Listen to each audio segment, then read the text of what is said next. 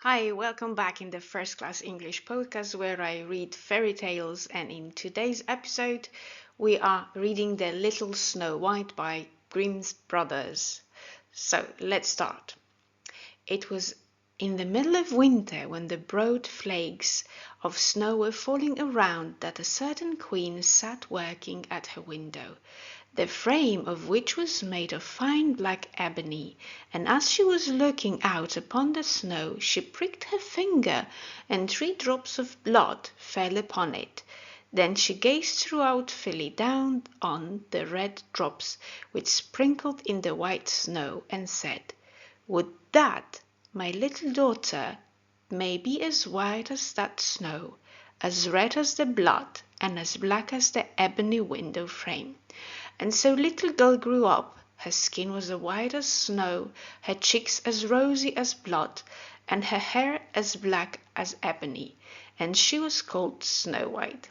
But this queen died, and the king soon married another wife, who was very beautiful, but so proud that she could not bear to think that anyone could surpass her.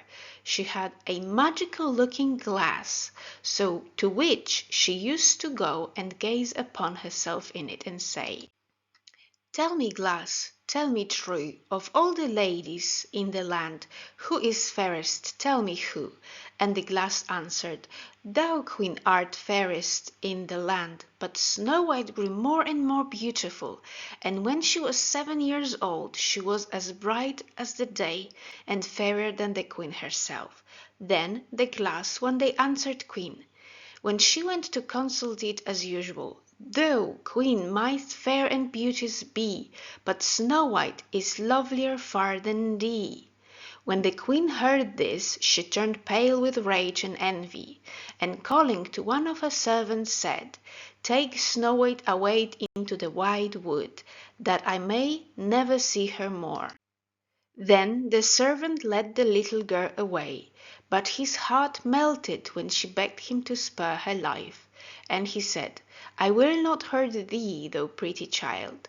So he left her there alone, and though he thought it most likely that the wild beast would tear her to pieces, he felt as if a great weight were taken off his heart, and when he had made up his mind not to kill her, but leave her to her fate, then poor Snow White wandered along through the wood in great fear, and the wild beasts roared around, but none did her any harm. In the evening she came to a little cottage, and went in there to rest, for her weary feet would carry her no further. Everything was spruce and neat in the cottage. On the table was spread a white cloth, and there were 7 little plates with 7 little loaves, and 7 little glasses with wine in them, and knives and forks laid in order, and by the wall stood 7 little beds. Then, as she was exceedingly hungry, she picked a little piece of each loaf, and drank a very little wine out of each glass, and after that she thought she would lie down and rest. So she tried all the little beds, and one was too long and another was too short, till at last the 7th suited her, and there she laid herself down and went to sleep. Presently in came the masters of the cottage, who were 7 little dwarfs that lived among the mountains, and dug and searched about for gold. They lighted up their 7 lamps, and saw directly that all was not right. The first said, who has been sitting on my stool?" The second, "Who has been eating of my plate?" The third, "Who has been picking at my bread?" The fourth, "Who has been meddling with my spoon?" The fifth, "Who has been handling my fork?" The sixth, "Who has been cutting with my knife?" The seventh, "Who has been drinking my wine?" Then the first looked around and said, "Who has been lying on my bed?" And the rest came running to him, and every one cried out that somebody had been upon his bed. But the 7th saw Snow White, and called upon his brethren to come and look at her. and they cried out with wonder and astonishment, and brought their lamps, and gazing upon her, they said, "Good heavens, what a lovely child she is!" And they were delighted to see her, and took care not to waken her. And the seventh dwarf slept in an hour with each of the other dwarfs in turn till the night was gone. In the morning Snow White told them all her story, and they pitied her, and said if she would keep all things in order, and cook and wash, and knit and spin for them, she might stay where she was, and they would take good care of her. Then they went out all day long to their work, seeking for gold and silver in the mountains. And Snow White remained at home, and they warned her, saying, "The queen will soon find out where you are, so take care and let no one in." But the queen, now that she thought Snow White was dead, believed that she was certainly the handsomest lady in the land. So she went to her glass and said, "Tell me, glass, tell me true, of all the ladies in the land, who is fairest? Tell me who." And the glass answered, "Thou, queen, though you are fairest in all this land, but over the hills in the greenwood shade, where the seven dwarfs their dwelling have made, there Snow White is hiding, and she is lovelier far, O queen, than thee." Then the queen was very much alarmed, for she knew that the glass always spoke the truth, and she was sure that the servant had betrayed her. And as she could not bear to think that any one lived who was more beautiful than she was, she disguised herself as an old peddler woman, and went her way over to the hills to the place where the dwarfs dwelt. Then she knocked at the door and cried, "Fine wares to sell." Snow White looked out of the window and said, "Good day, good woman, what have you to sell?" "Good wares, fine wares," replied she, "laces and bobbins of all colors. I will let the old lady in, she seems to be very good sort of a body," thought Snow White. So she ran down and unbolted the door. "Bless me," said the woman, "how badly your stays are laced. Let me lace them up with one of my nice new laces." Snow White did not dream of any mischief, so she stood up before the old woman, who set to work so nimbly and pulled the lace so tightly that Snow White lost her breath and fell down as if she were dead. "There's an end of all thy beauty," said the spiteful queen, and went away home. In the evening the seven dwarfs returned, and I need not say how grieved they were to see their faithful Snow White stretched upon the ground motionless, as if she were quite dead. However, they lifted her up, and when they found what was the matter, they cut the lace, and in a little time she began to breathe, and soon came to herself again. Then they said, "The old woman was the queen. Take care another time, and let no one in when we are away." When the queen got home, she went to her glass and spoke to it, but to her surprise it replied in the same words as before. Then the blood ran cold in her heart with spite and malice to hear that Snow White still lived, and she dressed herself up again in a disguise, but very different from the one she wore before, and took with her a poisoned comb.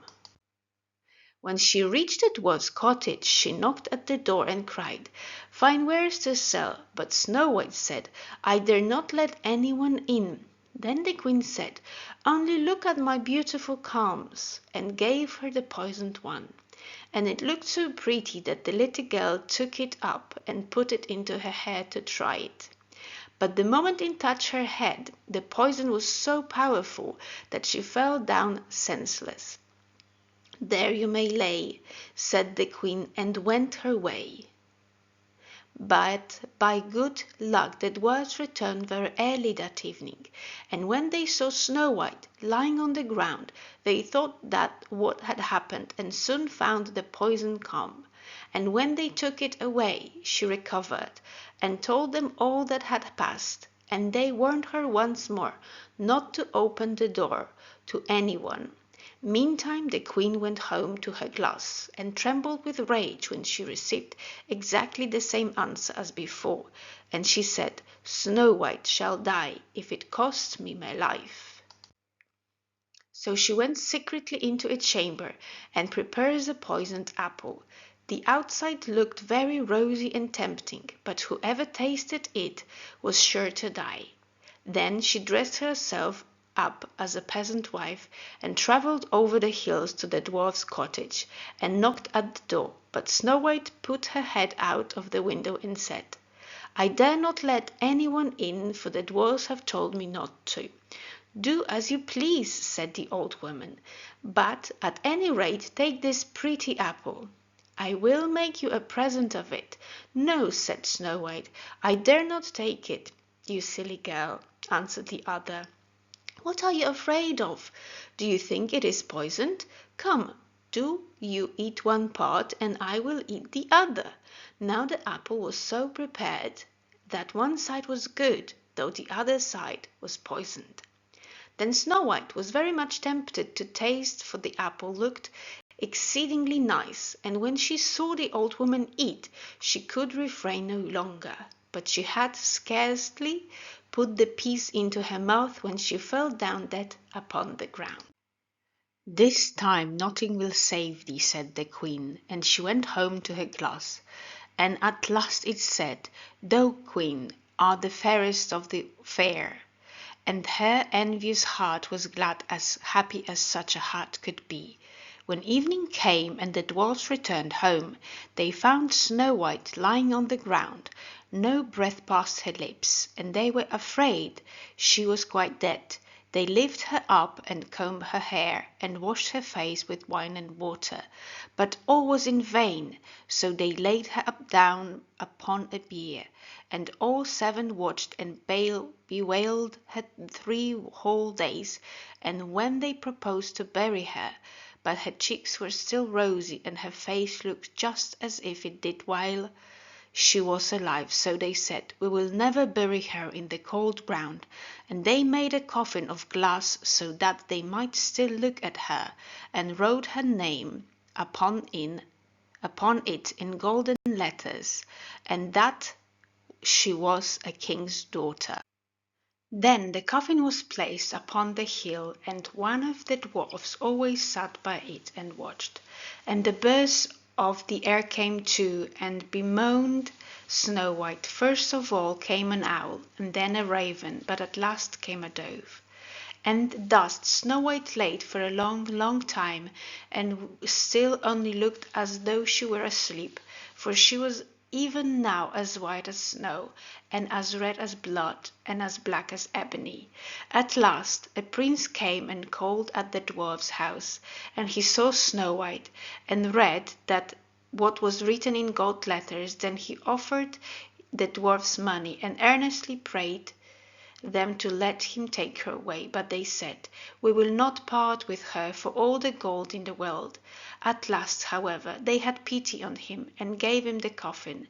But the moment he lifted it up to carry it home with him, the piece of apple fell from between her lips, and Snow White awoke, and exclaimed, "Where am I?" And the prince answered, "Thou art saved with me." Then he told her all that had happened, and said, "I love you better than all the world. Come with me to my father's palace, and you shall be my wife." Snow White consented, and went home with the prince, and everything was prepared with great pomp and splendor for their wedding. To the feast was invited, among the rest, Snow White's old enemy, the queen, and as she was dressing herself in fine, rich clothes, she looked in the glass and said, "Tell me, glass, tell me true, of all the ladies in the land, who is fairest? Tell me who." And the glass answered, Thou, lady, art the loveliest here, I ween, but lovelier far is the new made queen. When she heard this, the queen started with rage, but her envy and curiosity were so great that she could not help setting out to see the bride. And when she arrived and saw that it was no other than Snow White, whom she thought had been dead a long while, she choked with passion and fell ill and died. But Snow White and the prince lived and reigned happily over the land many, many years. The end. See you in the next episode.